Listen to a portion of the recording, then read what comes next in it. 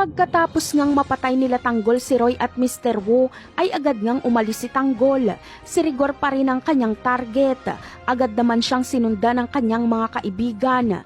Habang sila Divina naman ay lilinisin ang mga bangkay ng Red Phoenix at gagamutin si Agustus. Mariing ipinagbili ni Divina kay Laenteng na kahit ano ang mangyari ay huwag pababayaan si Tanggol at siguraduhing ligtas ito.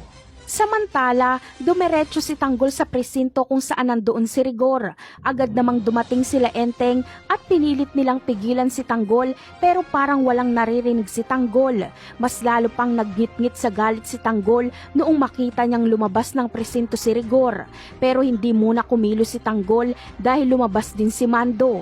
Nag-usap si Mando at Rigor. At mamaya-maya pa ay pumasok na sa presinto si Mando at naiwan si Rigor sa labas. Kaya dito na humarurot si Tanggol papunta kay Rigor at raratratin niya ito. Ito ang unang ganti ni Tanggol kay Rigor. Dahil alerto si Rigor ay agad siyang makakatakbo.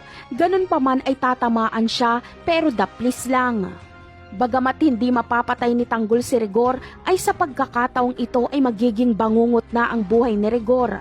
Ayon kasi kay Tanggol ay kulang pa ang buhay ni Rigor na kabayaran sa lahat ng kasalanan nito. Kaya gagawin ni Tanggol na miserable ang buhay ni Rigor. Gagamitin niya ang impluensya niya kay Agustus para masibak si Rigor sa pagkapulis. At nang sa ganon ay madali na lang mapatay ni Tanggol si Rigor kapag wala na ito sa serbisyo. Napakarami pa nating dapat abangan sa mga susunod na episode.